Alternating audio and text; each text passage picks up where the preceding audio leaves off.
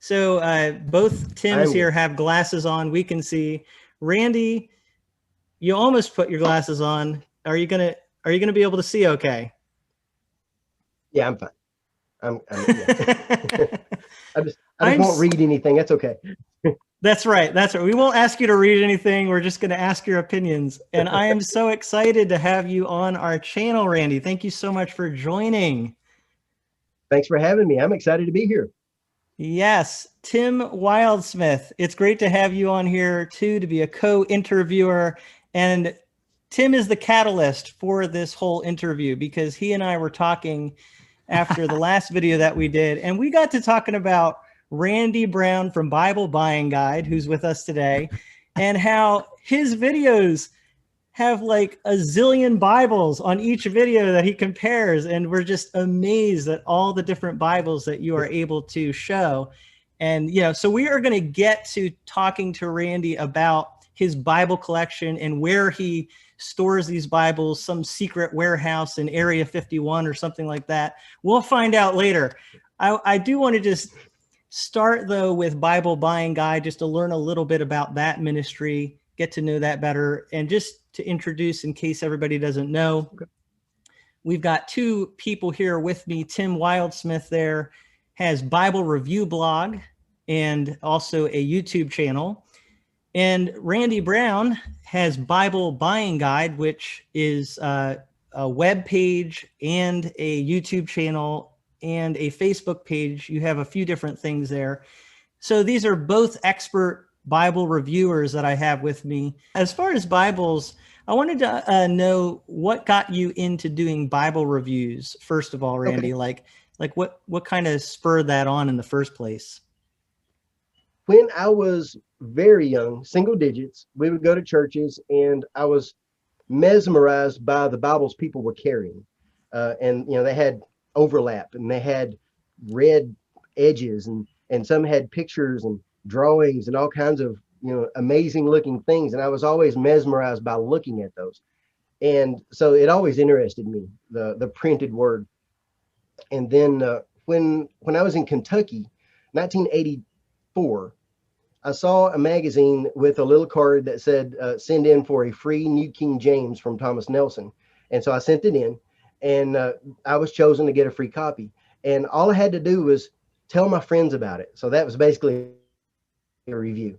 And I've been doing that ever since. So, so it started in 1984 with the actual kind of reviewing, but the official review started in 2010. And I'm currently 53, if I remember correctly.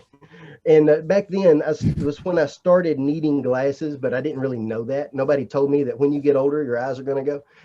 And I was using a Thompson Chain Reference, 8-point font, a light font. It's not a heavy font at all.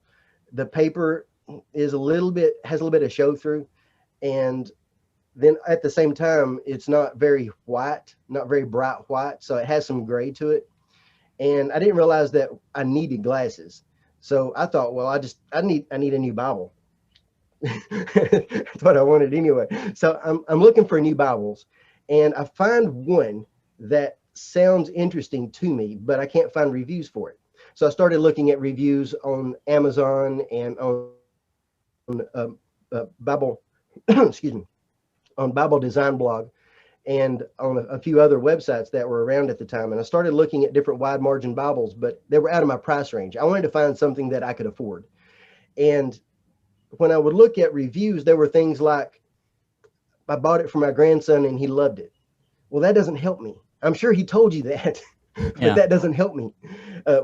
Some would say the font's too small, or some would say the font's too big. Well, it might be for you, but what size is the font? Let me decide for me if it's too big or too small. And I wanted to know information that I could use to help me. And I couldn't find anything. So I ended up buying the Bible that I wanted, and there were no reviews on it. So I wrote a review and then started Bible Buying Guide from that. And then I've been reviewing ever since. And so now we're going to come full circle, because I started because I wanted a darker font. I wanted better paper for my Thompson Chain Reference. And now they're making the Thompson Chain Reference with a darker font and better paper. So we're right back where we started, full circle. So in the meantime, from all of that, I started reviewing books and Thomas Nelson and several other companies had programs where if you're a blogger, you could sign up for their programs and get books and Bibles to review. So that's how I started getting some of them once I started in with publishers. But at first it was just Bibles that I owned, Bibles that I bought myself and paid for. And then I would sign up for their programs and follow their information. They wanted to know about, what do you think about the build quality? What do you think about the design? So I used that and developed my structure. And that from that expanded into talking about the covers, talking about the paper, talking about the build quality, talking about the typography, talking about the tools, references, concordance, maps, and all that. And then I've been doing that ever since. Wow. Very cool. And would you say that Bibles overall have improved since you've been reviewing them, or have they kind of stayed the same? Or, what's your overall perspective on the Bibles that are out there right now? They've improved a lot. When I first started, Bibles had paper that you can see 3 pages deep. It was very rare to find a Bible that was sewn. I don't even say that anymore. It's so common, I don't even think to mention it. It was hard to find something that had a cover that would last, even in a lower quality or lower cost cover. It's, now we can pick up something made of imitation leather and, it lasts for a while. Paper's better, print quality's better, because print used to be so light that it's hard to see. I don't like light colored paper or light colored fonts. I want dark fonts, not so bold that it hurts my eyes, but I want a heavy font, more like a semi-bold. And they were using a light font or lighter. Red was just so pink that I couldn't look at it. I don't like pink red at all for red letter. And they didn't do line matching. They didn't have a focus on the layout of the text. It was all these things around the text and in the text and through the text, and you sometimes couldn't even tell what was Bible text and what wasn't. So now we have better design quality. We have a focus on giving you a text that's readable, a text that's usable. You can ignore most of the stuff around it a lot of times. We have commentary that looks different from the Bible text. Whereas before it was all the same and all would be jumbled together. Now you can look at it and say, well, this 2 columns of text is scripture. This 3 columns of text in a smaller font is commentary. And they're not interrupting the text so much like they used to. Used to, it's just all jumbled. Now it's cleaner. Everything is cleaner. So they're definitely better paper. Some companies still need some work on their paper, but overall it's better paper. Better covers, better paper, better design, better fonts. So I think it's definitely getting better. I don't even think to mention some of the things anymore, like ribbons. Now ribbons are double-sided satin, whereas before they might be little tiny strings that might be okay and might not, but now that they're so good, it's common for them to be good quality, even in lower cost. That's awesome. Yeah. And I would say, I'd love to hear both of your thoughts on this, that I think the Bible review community has probably helped the quality of Bibles that are being produced for various reasons. Because obviously we're very influential people, aren't we? But I do think actually that publishers hearing feedback on their products is very helpful. Yes. And I'd like to hear, Tim, do you have any thoughts on that as to the kind of impact that Bible reviewers have on this kind of a thing? I certainly think that the putting reviews out there and showcasing Bibles and getting community feedback, Facebook groups with the Bible and stuff like that, I think that helps publishers know what people think and they get feedback that way. Randy mentioned Bible Design Blog. I've seen several publishers mention Mark Bertrand and how influential he was, particularly a decade ago when Schuyler was getting started and things like that, which is with helping kind of the premium Bible world and some of the design features. And I've spoken to publishers who have mentioned Randy to me, as we get a lot of ideas from Randy and the people who are responding to Randy's blog posts and his reviews, about what people, one of the things that happens when you review something, you get feedback from people who read reviews and watch those, and the publishers can go in there just like anybody else and see what people are saying in the comments. And now you start to see some of those publishers posting on their Facebook pages, hey, what color do you want in this Bible? Or what would you prefer on this? And they're getting feedback from people, not just reviewers, but from, you know, the people at large who are consuming those reviews. So I definitely think it helps publishers get the information about what people want and what people prefer in Bibles. That's such a good point. It's not just 100%. it's not just what we're saying, it's also the interaction between what we're saying and what the audience says. So, you know, I think that's a really good point. What did you want to say, Randy? Plus, it doesn't stop there. On top of that, you also get to talk to them behind the scenes. You can have conversations with them. You can go on site and talk to them in interviews, or have phone conversations or Zoom conversations. I've actually consulted with several publishers on their designs, and some of those haven't been released yet, and some of those have. But you get to have that one-on-one feedback and show, I don't like this, and this is why I don't like it, and I think that should change, or this should change. And then on the back end, you might come up with other ideas or thoughts that you have even after the review. When you're done, you've posted it, then you can come back and say, one thing that I think I would like to see changed is this or that, or, you know, of course, we always try to say that in our reviews, but sometimes that you think of things later, or you think of, they'll even come back to you and say, what do you think about this if we change this? And so by providing that kind of information for the general audience and for publishers, they see you as someone they can approach. And in that way, they see you as a partner. You know, we're not advertising for them. We're consulting with them, but we're also consulting with the buyer. So we're kind of that go-between where we can push both directions and help the buyer understand this is why this works the way it does, and help the publisher understand what the buyer is looking for. Because we hear that feedback that sometimes they don't. I know all of us get a lot of emails and a lot of messages, personal messages on Facebook and on YouTube, where people are asking for information or telling us what they want to see, and then we can pass that along to them. So we're a lot of information, even if it's not just coming from us, we're a source of good information for both publishers and the audience. Yeah.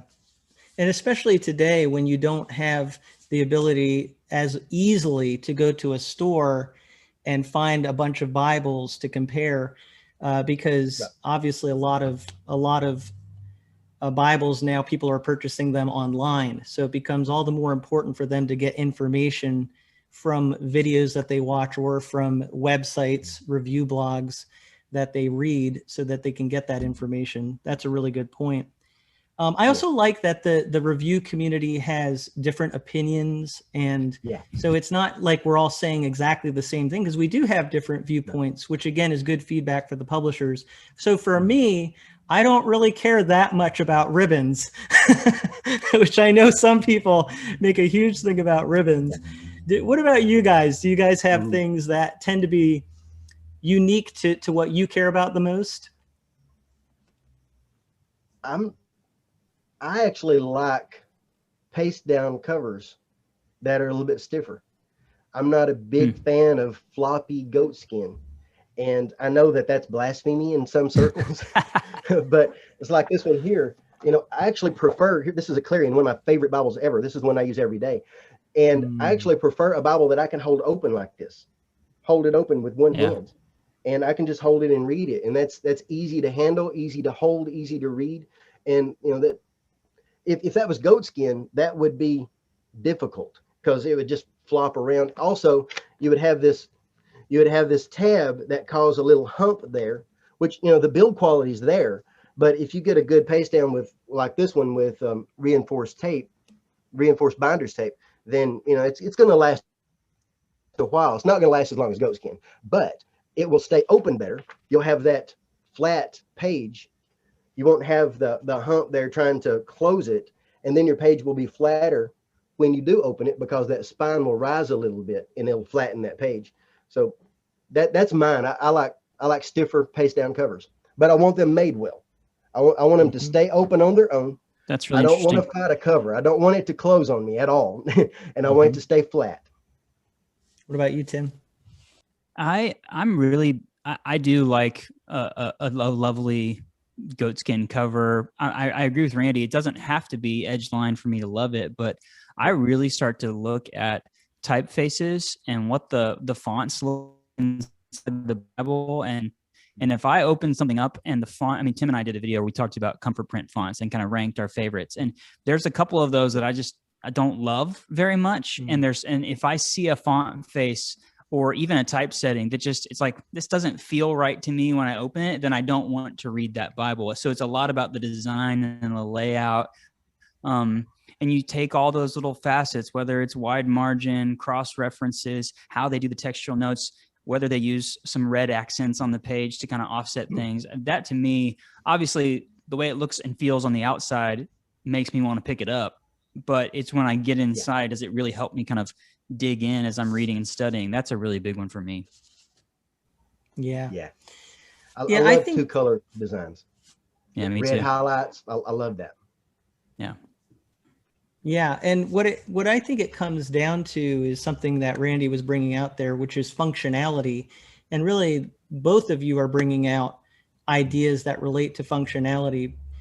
Even the two color scheme is something that not only is aesthetically pleasing, it actually can help you to find things that you're looking for, as well as downplay things you're not looking for, like the CSB single column with the red verse numbers was a great idea, because when you're looking for those verses, you can find them easily. But when you're just reading, I think your brain gravitates to the black text. Absolutely. And that's, to me, the thing about ribbons. If I'm okay with nice ribbons, don't get me wrong, but if they start to get in the way and overtake the Bible, and, I'm just scared of tearing a page because I have all these ribbons, to me, that's not as functional. So I do like good looks, but that to me is secondary to the functionality of the Bible. Another thing I'm not really, I don't go overboard with, I don't care about art guild edges. Because if you use your Bible, it's going to go. Art guild is gone. It's not going to last. I don't care. It's nice. Of course, it's pretty, but it doesn't bother me if it's messed up. Yeah. I do think we have a lot of people in the premium Bible world that are collecting Bibles. And so that's where, the beauty factor kind of comes in, because they want something that is aesthetically unique, like Tim's petrol blue NASB reader, right? Not back there anymore. I moved it back into my office, but it's starting to get a little bit. Yeah. The art gilding does kind of start to get bumps and bruises the more you use it. And, the first time you take a Bible to church with you, which you should do, it's never going to be the same again, because, a few hours out in the wild, and it's going to have some signs of life on it. But I agree with Randy. I definitely love, like an R.L. Allen, some of their red under gold art gilding is just the best to me. I love it. It's beautiful. And I can get mesmerized by it even when I'm flipping through the pages of my Bible. But that's not the main thing for sure. You just can't care. That's the thing. It's beautiful, but you just can't care what happens to it. Yeah.